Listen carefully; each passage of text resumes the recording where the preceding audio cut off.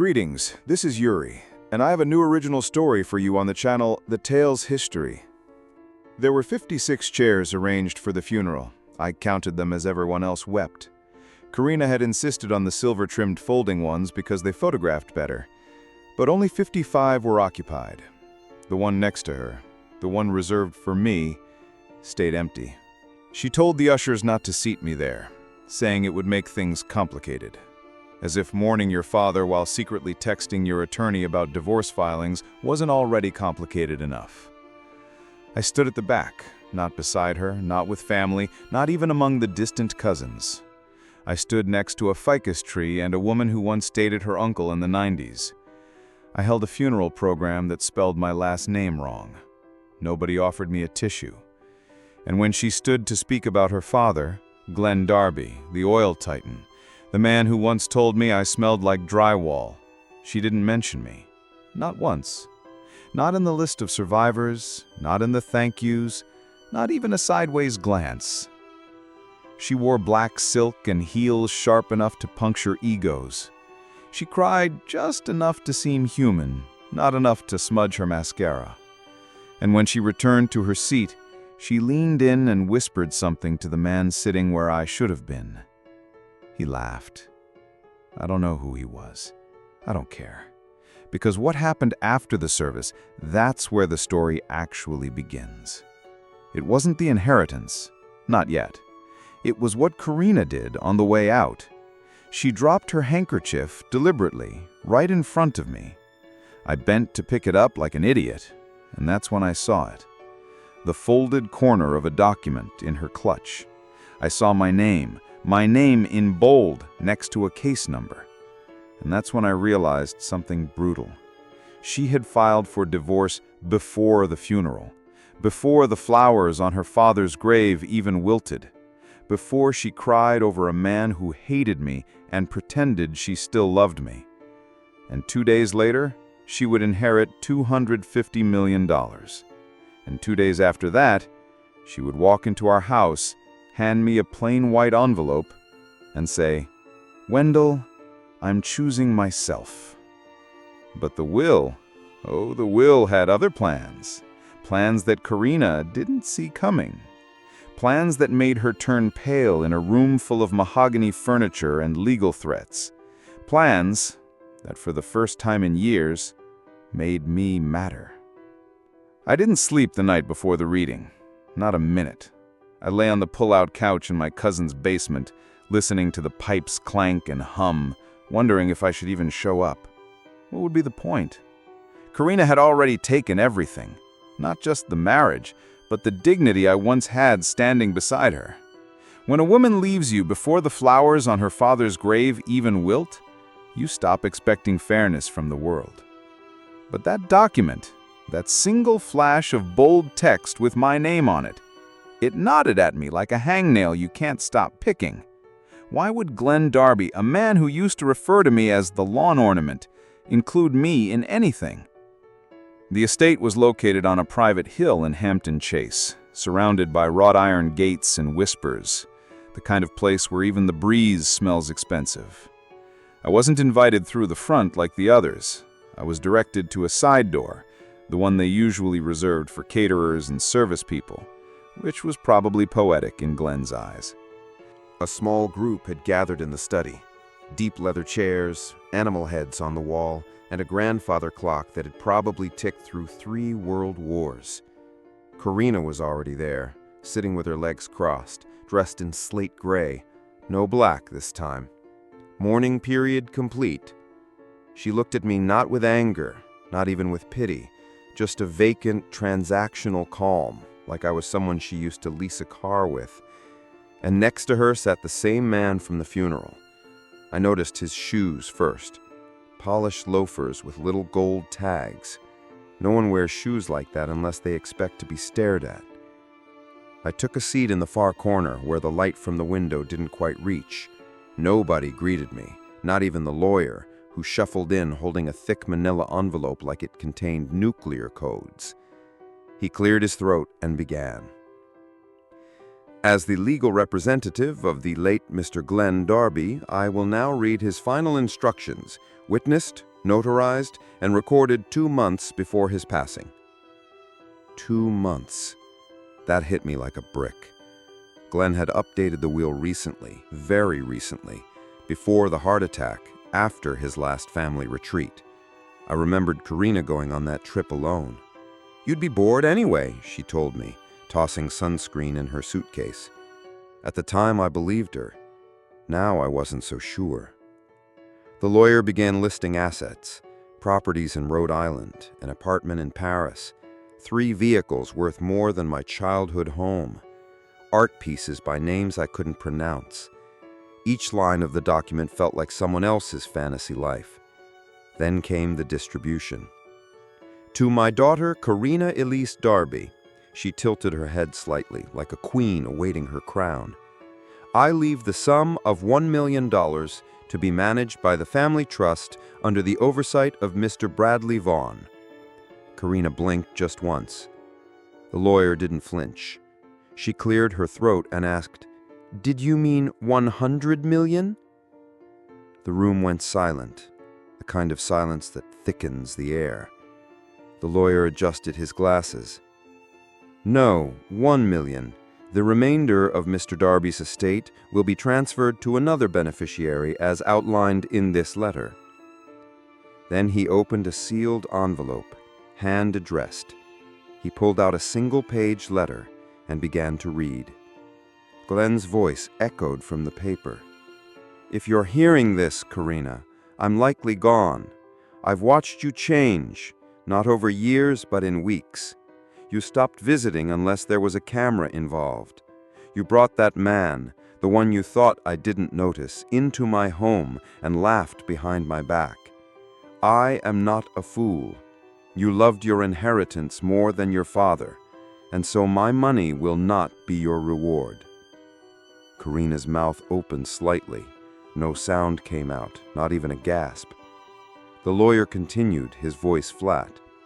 "To the man who married my daughter, despite knowing she would one day despise him, to the man who tolerated my cruelty with dignity, and who stayed even when he should have left, Wendell Thomas Carr, I leave the remainder of my estate." I swear, time broke in that moment. I felt my lungs forget how to breathe. Karina looked at me like I had grown antlers. The man next to her stood up as if the chair had suddenly become dangerous. I didn't know what to say. I didn't want this. I just wanted my marriage. I wanted my cat. I wanted my Sunday mornings back. But none of that mattered, because I was now the legal heir to a $250 million empire, and the woman who left me was staring at the floor like it had betrayed her too. I left the room before they finished the paperwork. I needed air. I needed distance. I needed to scream and laugh and vomit all at once. She ran after me. I heard her heels scrape the marble tiles faster than I'd seen her move in years. "Wendell!" she called out, but I kept walking down the driveway, past the fountain, through the gates, because for the first time in my life, I wasn't the one being left behind. I walked for over an hour that day, not because I didn't have a ride, not because I was trying to be dramatic, but because if I didn't keep moving, I felt like I might explode. The air felt heavier. I didn't want the money. I wanted a time machine. I wanted to go back 6 months and shake myself until I noticed all the signs I had ignored. I wanted to go back before Karina started disappearing into her phone, before she started wearing new perfume and saying things like, "You wouldn't understand the world I come from." When I finally made it back to my cousin's place, I sat on the edge of the pull-out couch, still wearing the same wrinkled shirt from the reading, staring at a plastic plant in the corner. My cousin's kid was watching some cartoon where animals flew planes. I could barely hear it. All I could hear was Glenn's voice in my head, "To the man who stayed, even when he should have left." I hadn't even known he'd seen me, the real me, and now he was gone. I didn't sleep that night either, but this time it wasn't confusion. It was fear. I wasn't built for this. I didn't know what to do with money that had more zeros than I'd ever seen. My whole life had been coupons, bulk ramen, and budgeting gas to make it through the week. I didn't even know how to talk to lawyers. What do you do with that kind of wealth when just last week you couldn't afford the fancy peanut butter? But Karina knew. She knew exactly what to do. The very next morning, she was waiting in front of the depot where I worked. Yes, I still showed up. What else was I going to do? She was leaning against the hood of her BMW, like she hadn't shattered my heart and walked out on me, like nothing had happened. And the look in her eyes, it wasn't sorrow, it wasn't even desperation, it was hunger. Strategic, polished hunger. "We need to talk," she said, pushing her sunglasses up into her hair like she was in some courtroom drama. "No, we really don't," I replied, brushing past her. But she followed me right into the building, right past my supervisor. She cornered me near the break room, standing so close I could smell the same vanilla lotion she used when we were still sharing a bed. For a moment, I almost forgot everything. I almost remembered what it felt like to wake up next to her and think I'd want something. And then she said it. "You don't deserve this, Wendell." No apology, no guilt, just that. I stared at her, honestly stunned she even had the nerve. She blinked like I was the unreasonable one. "You think this is your money? This wasn't supposed to happen. He was punishing me, that's all. He always knew how to twist things. You're just a symbol, Wendell. This isn't about you." I laughed, not because it was funny, but because I didn't know how else to stop my hands from shaking. "A symbol?" I asked. "So I'm not even a real person to you?" She crossed her arms. "You were a mistake that lasted too long." That line, I still hear it in my bones. A mistake that lasted too long. Before I could say anything, before I could even process how deeply that cut, she reached into her bag and pulled out a thick folder. Legal papers, highlighted sections, post-it notes sticking out the side like angry yellow teeth. "This is a revised proposal," she said, "for division of estate assets. You don't need all of it. You don't know what to do with it. You'll lose it. Let's be realistic. You'll get eaten alive." "Is that a threat?" I asked. "It's an offer, Wendell. A chance for you to walk away with dignity before you embarrass both of us." She smiled then, the same smile she used to give store clerks when she wanted them to waive the return policy. I didn't take the folder. I couldn't. My hands were clenched into fists at my sides. Not from anger. I wasn't raised to hit or shout, but from shame, because a part of me believed her. A part of me thought, she's right. I don't belong in that world. But another part, a quieter, shakier voice inside me said, maybe I do. Maybe Glenn saw something in me that Karina never did. Maybe staying, even when it made me feel invisible, meant something more than just weakness. She turned to leave, heels clicking with confidence, folder still in hand. "You'll call me," she said over her shoulder. "You always do." But this time, I didn't. Because this time, I had something I never had before. Leverage. And Karina? She wasn't done playing games.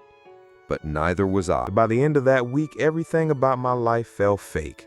I was still clocking in at the depot, still eating off-brand cereal in a borrowed basement, and still getting texts from Karina pretending like she was doing me a favor. She didn't beg. Karina never begged. She negotiated. Cold, calculated language. Let's be smart about this. We can avoid dragging it out. Think of the media. The media, as if the world gave a damn about a guy who once fixed his neighbor's dryer in exchange for leftover barbecue. But someone must have been watching, because by Friday, I got a call from one of Glenn's estate attorneys. Not the guy from the will reading, but a younger voice, tense and uneasy. He asked if I could come in to review supplemental documents. "I don't understand," I said.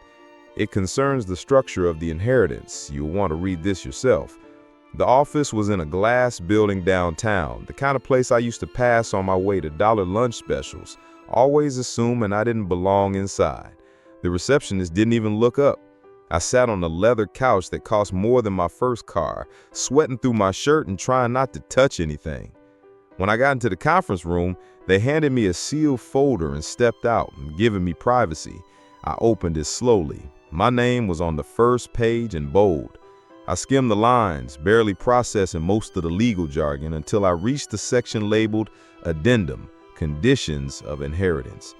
It turns out Glenn wasn't just bitter. He was brilliantly cruel in the most precise, theatrical way. His money didn't just come to me. It came with instructions. A chunk of the estate, nearly 40%, was placed in a time-locked trust under my name. But here's the twist. That portion wouldn't activate unless I remained divorced from Karina for at least 18 consecutive months. If I re-entered a relationship with her, married or not, I'd forfeit that entire portion to a wildlife sanctuary for abandoned dogs. I read the paragraph 3 times, each time with a louder gasp. The man who once mocked me for folding his daughter's laundry now posthumously declared me worthy of freedom and fortune. All I had to do was stay away from her.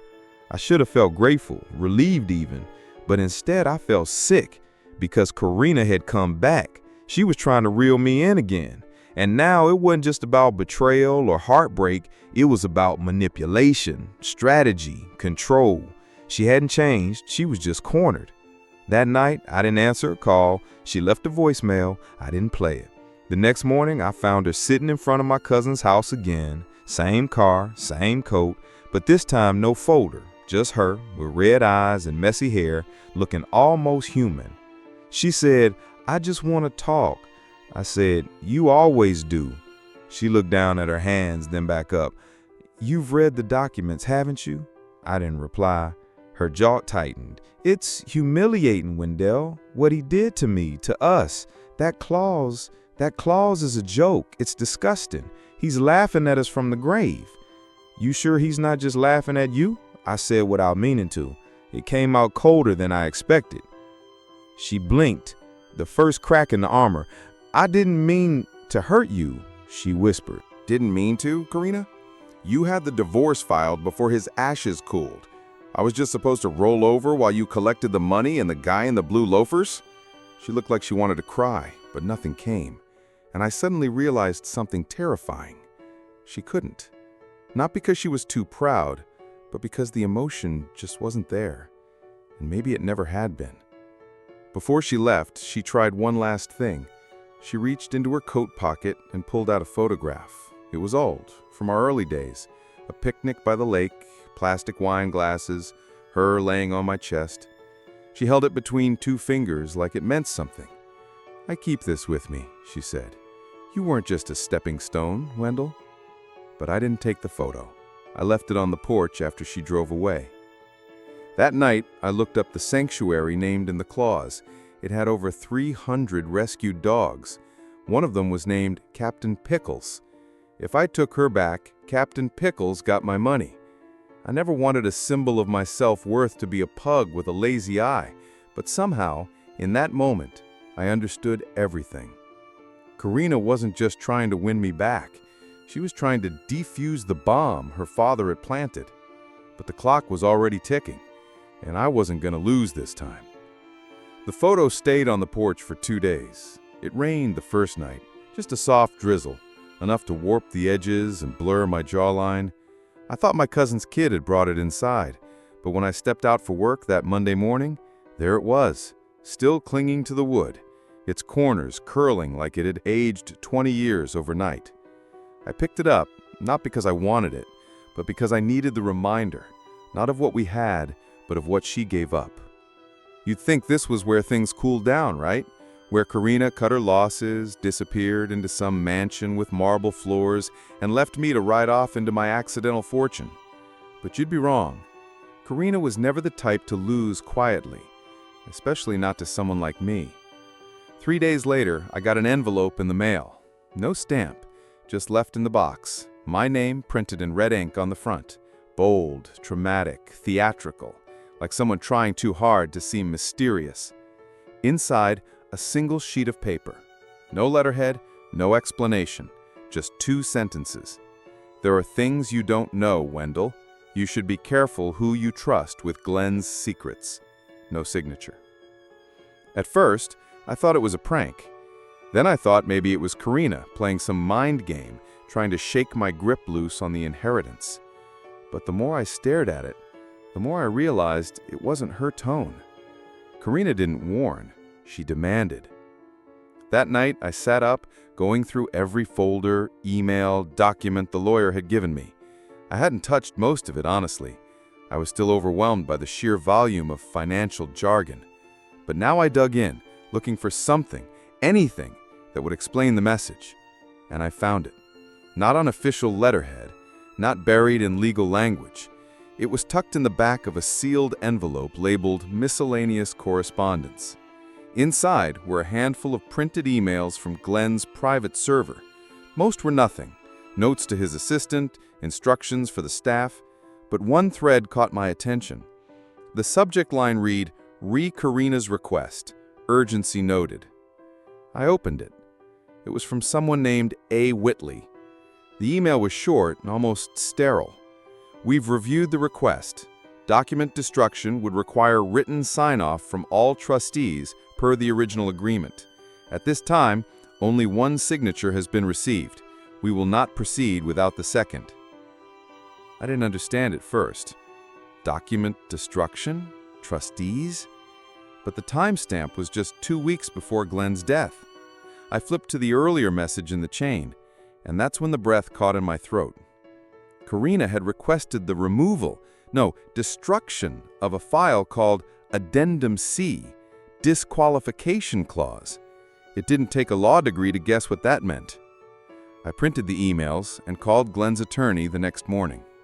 When I told him what I found, there was a pause, not long, just long enough to tell me he hadn't expected me to find it. "Mr. Carr," he said carefully, "those documents were reviewed after Mr. Darby's passing. The clause was deemed valid, as you know. No alterations to the will were executed after his final notarized revision." "So she tried to get the clause removed," I said, almost to myself. "She made contact." That night, I got another voicemail from her. She didn't know I'd found the emails yet, but her voice was tighter now, controlled but thinner. She was losing ground, and she knew it. "Wendell, please, I know this has been ugly, but you and I both know he did this to hurt me. You're just a placeholder. I'm the one who had to live under his rules my whole life. I deserve a piece of it. You can't actually want to punish me like this." I listened to it twice, then I saved it. Not because I needed proof. I just wanted to remember exactly who she was when she thought no one was listening. But what Karina didn't realize, and what Glenn probably hoped I'd figure out, is that there were more than just emails. There were videos, security footage, archive logs, time-stamped visits to his estate, and one file, dated 3 days before he died, titled Library, July 10th. I didn't even know the estate had a library, but apparently that's where the final twist was waiting, and Karina, she had no idea I was about to find it. If you've ever been in a room that was never meant to feel warm, you'll understand what it felt like walking into Glenn Darby's private library. It took nearly a week of calls, paperwork, and waiting for clearance from the estate manager before they finally let me onto the property again. I half expected someone to stop me at the gate and say they'd changed their mind, that I'd been mistaken, that the money wasn't mine after all, that I go back to being invisible. But the guards recognized me now. Not as Karina's ex, not as the broken guy who fixed radiators. No, now I was Mr. Carr, sole beneficiary of the Darby fortune. And apparently, even the marble lions by the front door stood a little straighter when you walked in with that title. The library was located on the second floor of the West Wing, a place I'd never been allowed when Karina and I used to visit. She told me it was off limits, something about private archives and family history I wouldn't understand. Now I understood everything. It wasn't about books, it was about control, because tucked between leather-bound first editions and a globe that probably hadn't spun in 50 years was a drawer behind a false panel. I didn't find it on my own. One of the estate staff, an older man named Horace, guided me there. He didn't say much, just handed me a brass key and said he wanted you to see it. Inside the drawer was a single flash drive in a velvet-lined box labeled in Glenn's handwriting, Library, July 10th, final record. It felt heavier than it should have, like it wasn't plastic and metal, but loaded with everything I'd been too blind to see for the past few years. I watched it alone in the estate study, with the curtains pulled and the doors locked. The file was under 5 minutes long. No music, no effects, just raw footage from a fixed-angle security camera positioned above the fireplace in the library. It showed Karina, not crying, not mourning, not even alone. She was pacing, agitated, her phone clutched in one hand, the other gesturing wildly. She wasn't talking to Glenn. He was seated behind the desk, motionless, watching. His expression wasn't sad. It was exhausted. I leaned in. "You have no right to do this," Karina snapped. "You want to die with a smile on your face knowing you've taken everything from me?" Glenn didn't respond. "You hate me so much, you'd rather give your empire to a man who unclogged your toilet?" Still no answer. She stepped closer, voice rising.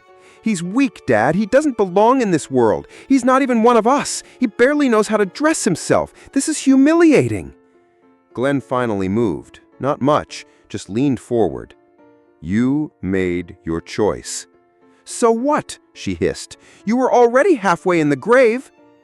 He held up his hand, cutting her off. "And yet I lived long enough to rewrite the will." She froze. Her face, normally composed, twisted in something close to panic. He went on, slower now. "You thought you could outsmart me. Have your freedom, keep the fortune, erase the consequences.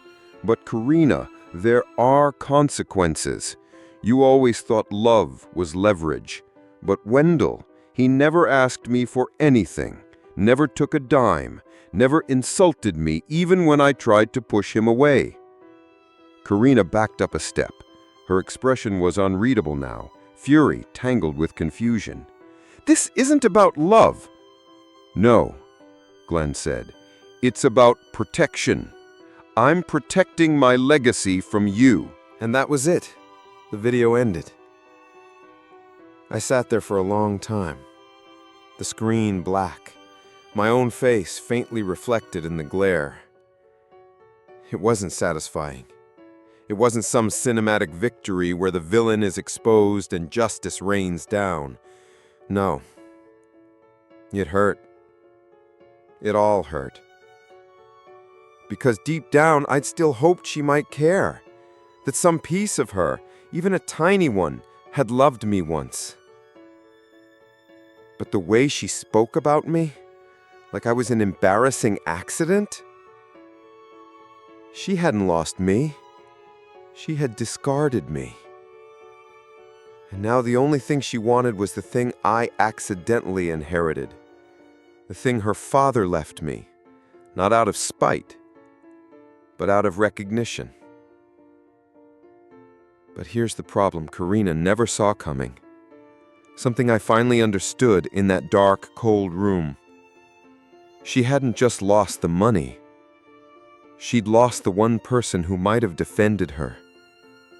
Because there was something else in the file folders I hadn't noticed before, tucked behind the legal documents, behind the emails and property deeds. A medical report. A sealed envelope marked private, to be read after death. And inside, a final instruction from Glenn. One that didn't just disqualify Karina from the inheritance. It hinted that she may have done more than just manipulate and lie. It hinted she might have helped speed things up.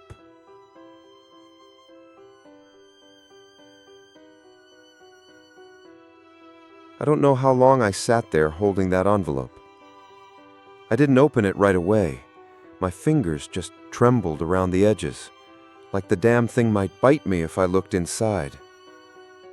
I've never been good with mysteries. I'm the kind of guy who Googles spoilers halfway through a movie just to ease the tension. But this wasn't a plot twist I'd been waiting for. This was real. And it had Glenn's initials on the seal.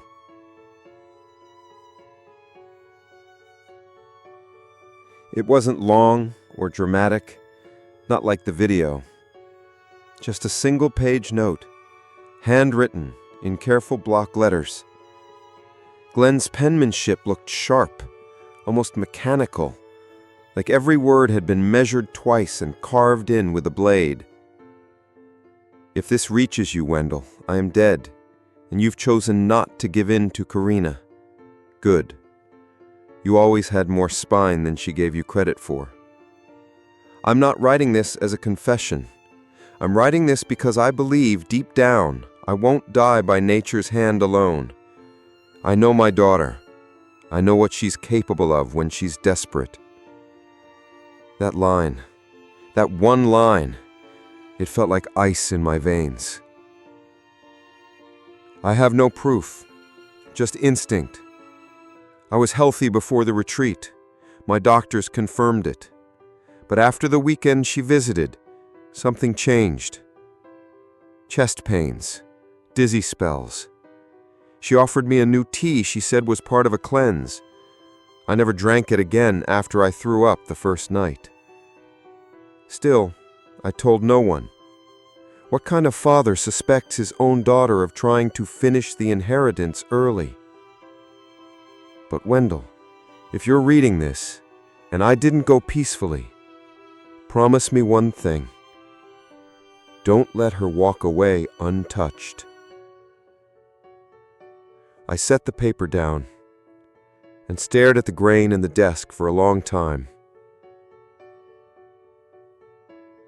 This wasn't an accusation, not legally, not officially, just a suspicion, a whisper from a man who'd spent a lifetime calculating people.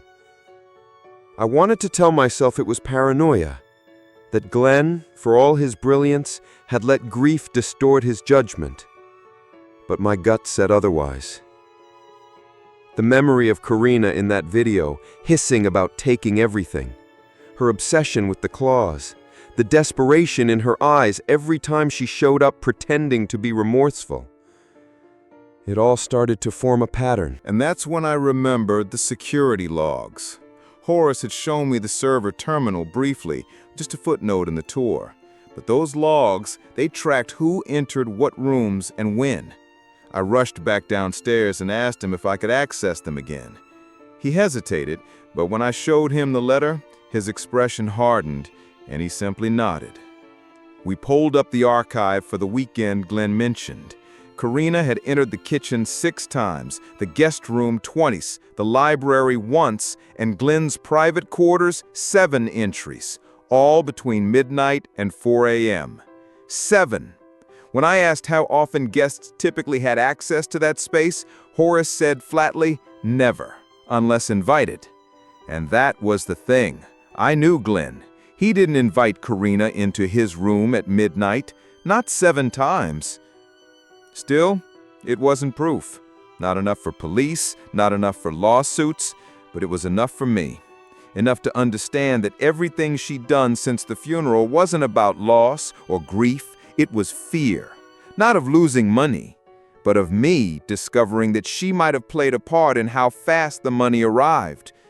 It was fear wearing perfume and lipstick and tight smiles. So I made a choice. I called her. She picked up on the first ring, breathless, like she'd been staring at the phone for hours. "Wendell," she said, "I found the footage, the one from the library, and the letter." There was silence. I let it sit. Then, softly, she said, "You're not supposed to have that." "No," I said, "I'm not. Just like you weren't supposed to be in his room 7 times after midnight." She exhaled sharply. "You don't know what you're saying." "I know exactly what I'm saying, and so do you." Another pause. Then, carefully, with that same twisted control she always used when she was cornered, she asked, "What do you want?" It was the first time she didn't pretend to be innocent. And in that moment, I realized something. Karina didn't believe in guilt or shame or family. She believed in leverage. So I gave her none. Nothing. I want nothing from you, and I'm going to give you nothing back. No money, no silence, no protection. You're going to spend the next year wondering if I'll go to the police. You'll keep your hair perfect and your smiles polished, but you'll always flinch when a doorbell rings." Her voice broke then, for real. "Wendell." But I hung up. I'd never felt stronger in my entire life. And I wasn't done. Because Glenn didn't just give me an inheritance. He gave me a sword. I never planned to become a millionaire. I never imagined I'd be standing in a courtroom 6 months after my wife left me, listening to lawyers argue about tea bags, security logs, and inheritance clauses. I certainly never thought I'd be the one standing still, while Karina, always so composed, so perfect, finally fell apart in front of a judge, a jury, and a gallery of silent onlookers. But life, as Glenn would say, has an exquisite taste for irony. I didn't go to the police right away after that call. I took my time, did what Karina never expected me to do. I moved carefully. I let her think I was bluffing. I let her panic quietly in her glass condo with her wine and her spreadsheets. And while she watched the phone like a grenade with a twitchy pin, I started building a case. I hired Glenn's own private investigator, a man who'd worked for the Darby family for years. Turns out he already had suspicions about Karina. He compiled notes, dates, pharmacy receipts, financial transfers.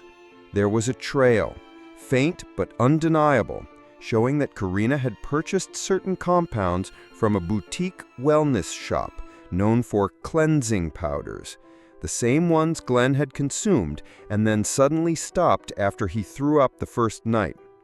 Once we turned it over to the estate attorneys, the machine came to life quietly, quickly.